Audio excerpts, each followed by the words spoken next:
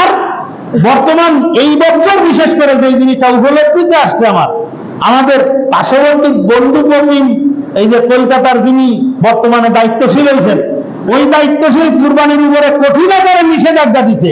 অন্তত পক্ষে ওই প্রতিবাদে হইলেও বাংলাদেশের মুসলমান সর্বোচ্চ পর্যায়ে বেশির থেকে বেশি কুরবানি করা দরকার, বেশির থেকে বেশি কুরবানি করা দরকার।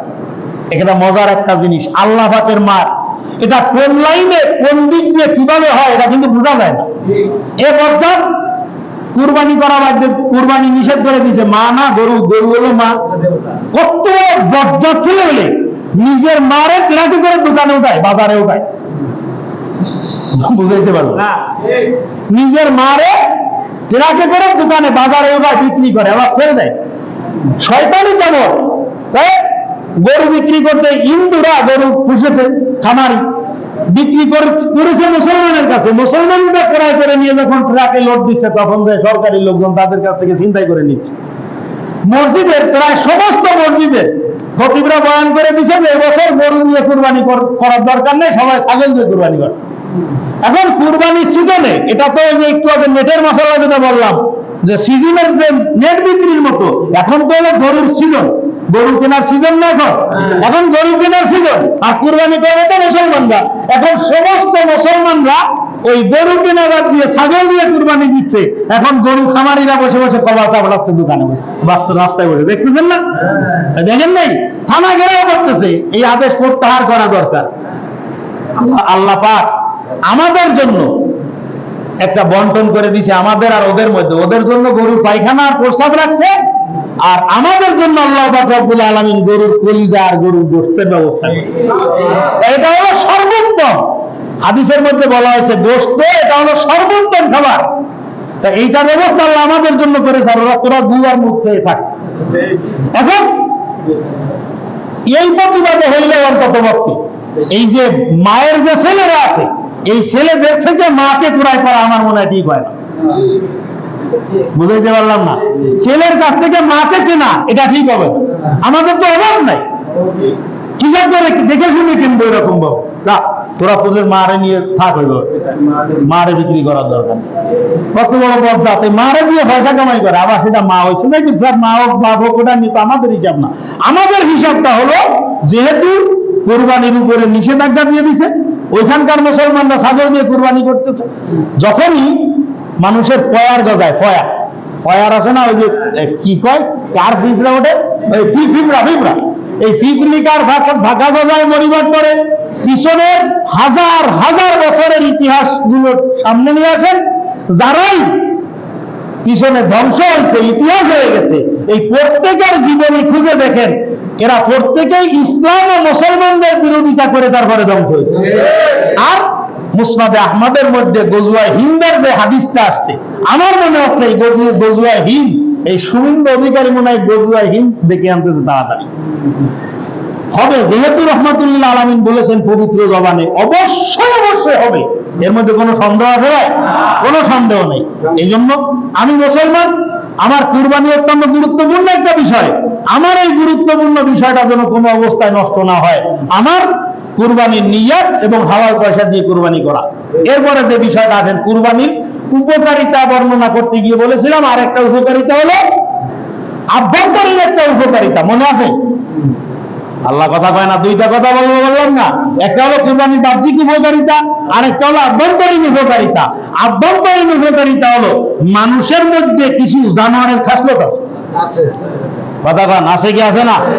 আরে মানুষের মধ্যে এই দুই পাওয়ালা যে জানোয়ার গুলো আছে সারা বাংলাদেশে না সারা দুনিয়ার মধ্যে, এই সবগুলোরও যদি এক জায়গায় করে, তা ঢাকার যে মিরপুরের চিড়িয়াখানা ওই রকম 300 চিড়িয়াখানাও জায়গা হবে।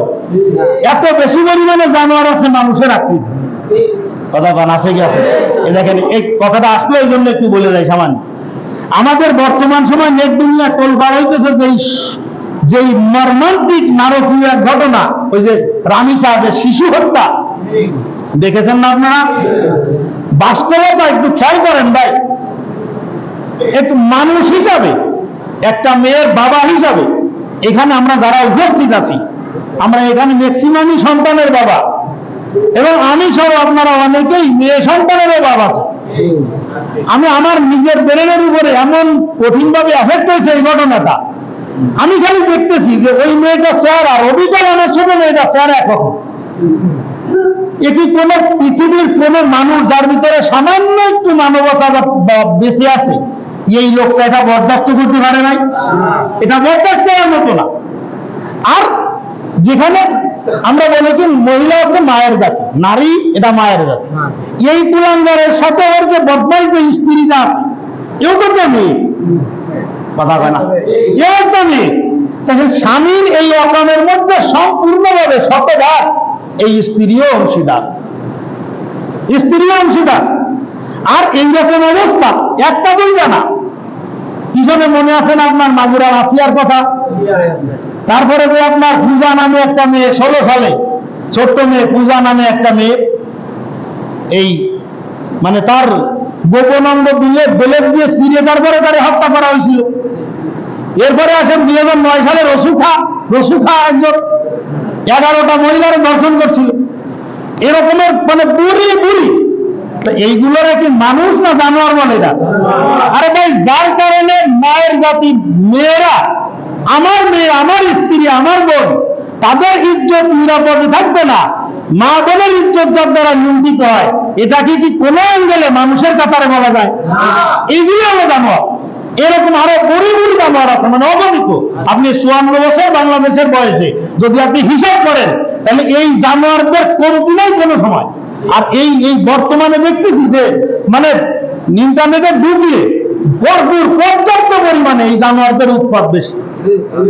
আমি একটা জিনিস খুব ভালো করে ফিল করার চেষ্টা করলাম, মানে ভাবতেছি সেই এই ঘটনা সামনে আসার পর থেকে, যে অপরাধ দমনের ক্ষেত্রে আইনি ব্যবস্থা এটা হলো সবথেকে বড় মহা ঔষধ। কথা বল, সবথেকে বড় মহা ঔষধ। যে কোনো অপরাধ দমনের জন্য আইনি প্রক্রিয়া বা শাস্তি বিধান নিশ্চিত করা, এটা হলো সবথেকে বড় সিস্টেম বা সবথেকে বড় ঔষধ হলো এটা। আপনি সেই সোনালী যুগের নবী যুগের ওইখানে যান, হযরত মাইদা আসলামী রাদিয়াল্লাহু তাআলা জিনা করেছিলেন, আল্লাহ পাক কোরআনে হাকিমের মধ্যে, রাসূল আকরাম সাল্লাল্লাহু আলাইহি ওয়াসাল্লাম হাদিস শরীফের মধ্যে জিনা ব্যভিচার করার কি শাস্তি কি, সেই শাস্তি বর্ণনা করে দিয়েছে। বিবাহিত নারী পুরুষ যদি ব্যভিচার করে, তাহলে তাকে মাটির মধ্যে গেড়ে দিয়ে পাথর মেরে তাকে হত্যা করে দেওয়া।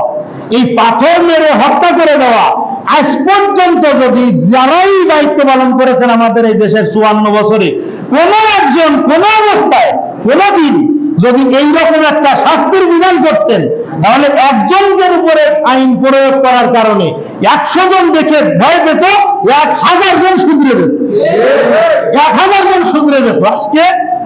আজকে পর্যন্ত টপ অফ দ্য কান্ট্রি সব থেকে বড় একটা আওয়াজ, সেটা হলো এই রামিসার হত্যাকারীকে প্রকাশ্যে বিচার করার একটা দাবি আসতেছে না? প্রকাশ্যে বিচার করার দাবি আসতেছে। এখন এই প্রকাশ্যে বিচার করার দাবি একজনে বলতেছে, হ্যাঁ প্রকাশ্যে বিচার করা এটা তাহলে হয় না, আইনি কিছু প্রক্রিয়া আছে। যে আইন অপরাধকে অপরাধের উপরে উদ্বুদ্ধ করে, ওই আইন আসলে কোনো জঙ্গলের আইন ছাড়া কোনো মানুষের আইন হতে পারে, ওটা মানুষের আইন হয় না। মানুষের আইন এটাই যে অপরাধের শাস্তি একজন পাইছে, ওরা দেখে আরো 1000 অপরাধী শুধরে যাবে, এইটা হলো আইন। কথা কন, এইটা হলো আইন। আর আমাদের দেশে স্বাভাবিকভাবে পলিটিশিয়ানরা ধর্মের বিন বাজায়, বিভিন্ন সময় ধর্মের ব্যবহার করে, সামান্য একটু কম বেশি ব্যবহার করে। আমরা যখন দায়িত্ব পাবো বা আমরা যদি সুযোগ পাই, তাহলে রহমাতুল্লিল আলামিন সাল্লাল্লাহু আলাইহি সাল্লামের প্রদর্শিত নীতিতে আদর্শ নিয়ে কি করব, আমরা দেশ পরিচালনা করব। এরকম একটা বক্তব্য যার মুবারক জবানের থেকে আসছিল, উনি বলতেছেন যে আমরা তো এখন মধ্যযুগে নাই, আমরা এখন আধুনিক যুগের মধ্যে আছি। কথা বলে, আমরা এখন মধ্যযুগে না, আমরা এখন আধুনিক যুগের মধ্যে আছি।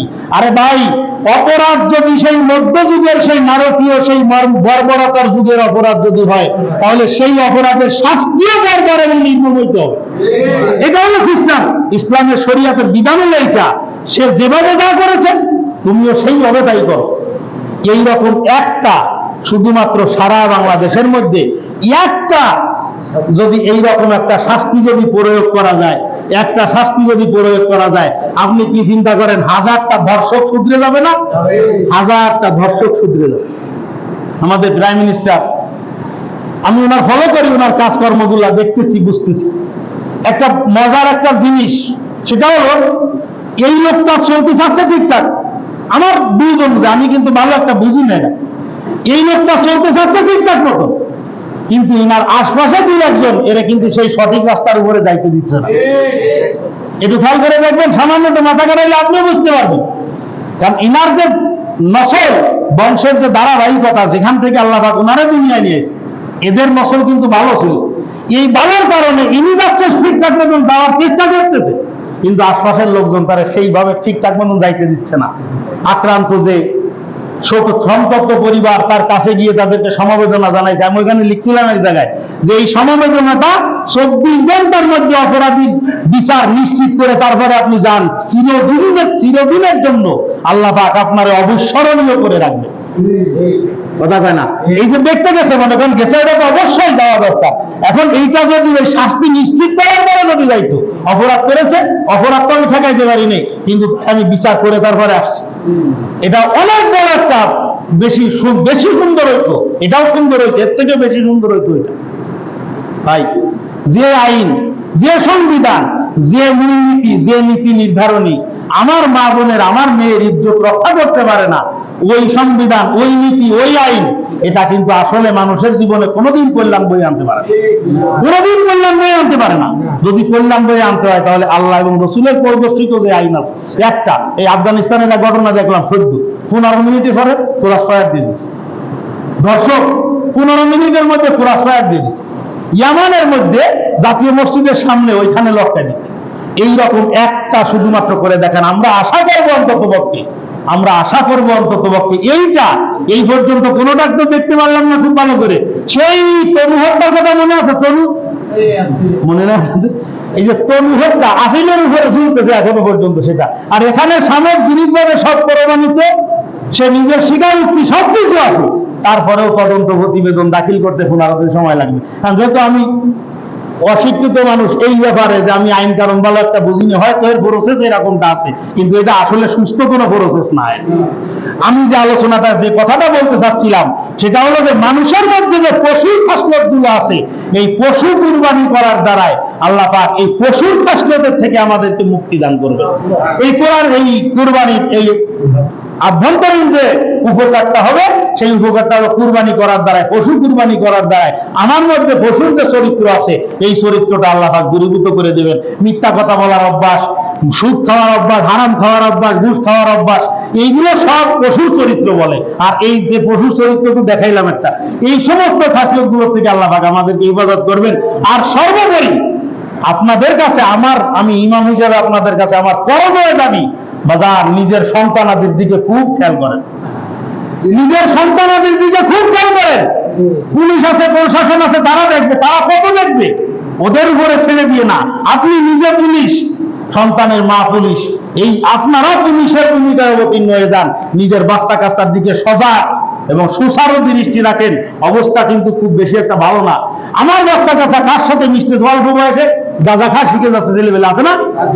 এই সমস্ত গুলোর থেকে শুধুমাত্র পিতা মাতার সেন দৃষ্টিই পারে বাচ্চাদেরকে এই সমস্ত কুপথের থেকে, খারাপ পথের থেকে ফিরিয়ে আনতে। অবশ্যই অবশ্যই এদিকে খেয়াল করি। আল্লাহ পাক রব্বুল আলামিন আমাদেরকে বোঝার তৌফিক দান করুন।